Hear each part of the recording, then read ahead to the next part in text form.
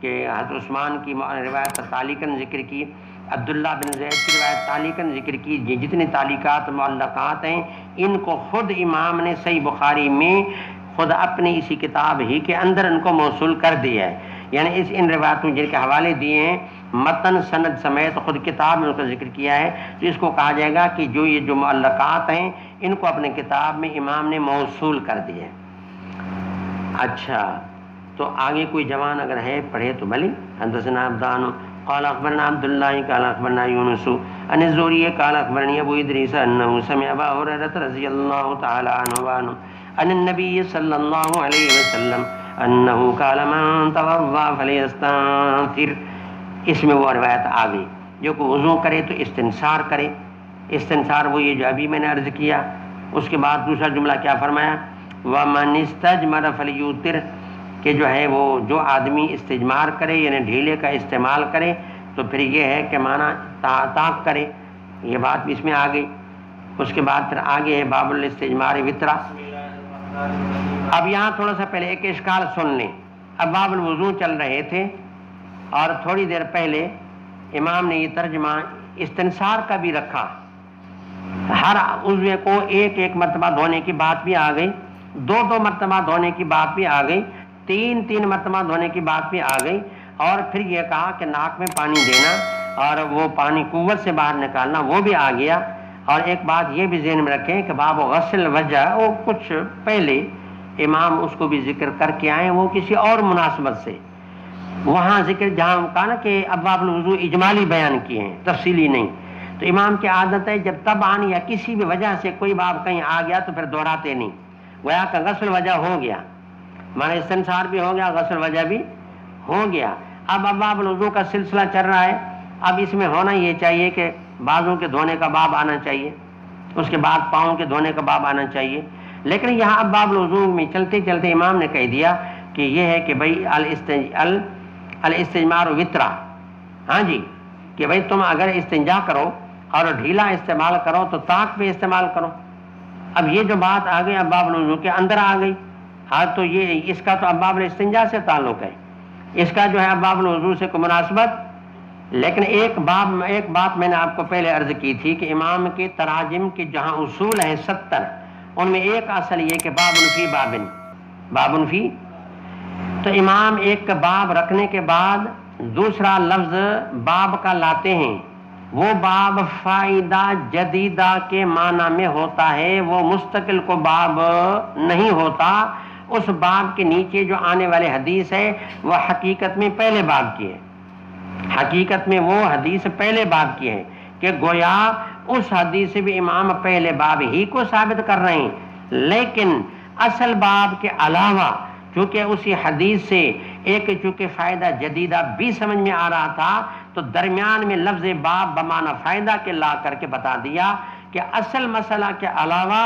اس حدیث سے ایک اور فائدہ بھی سمجھ میں آ رہا ہے، تو یہ لفظ باب فائدہ جدیدہ کے معنی میں ہے۔ تو یہ آپ کو اعتراض نہیں ہونا چاہیے کہ یہ تو استنجا کی بات پھر شروع ہو گئی، تو جناب یہ اس کا ذکر کیا ہے، تبن ہے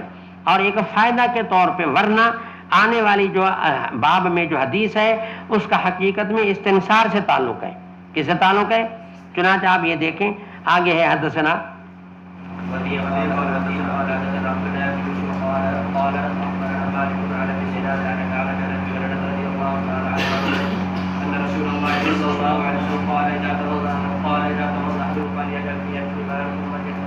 ثم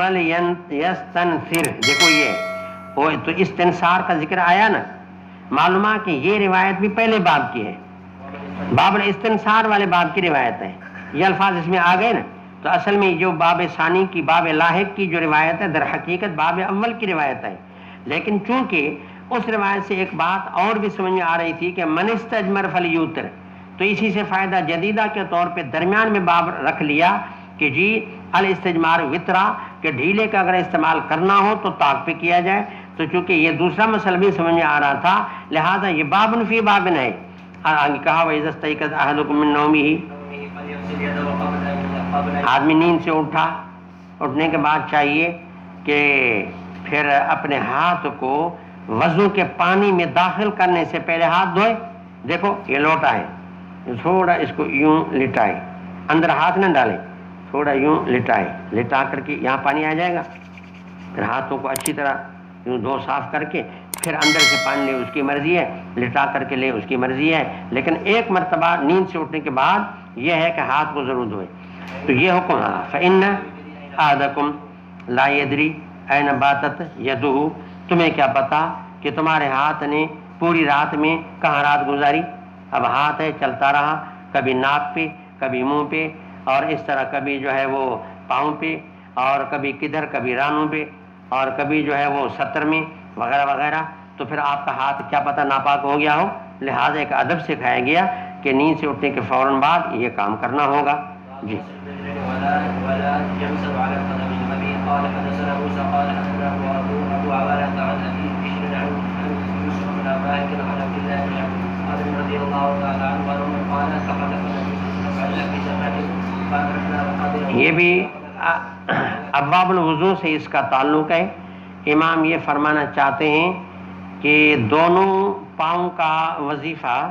غسل ہے اور ان کا وظیفہ مسح نہیں، تو یہ باب کا بھی اس کا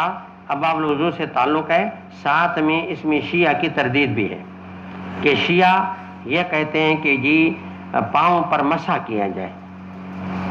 پاؤں تو پھر آدمی کے گندے ہوتے ہیں، آدمی گھومتا پھرتا رہتا ہے، مٹی ہوتی ہے ادھر ادھر، پھر یہ جو آتے ہیں تو کیا پہلے آ کر کے پاؤں کو دھوتے ہیں، پاؤں کو دھونے کے بعد پھر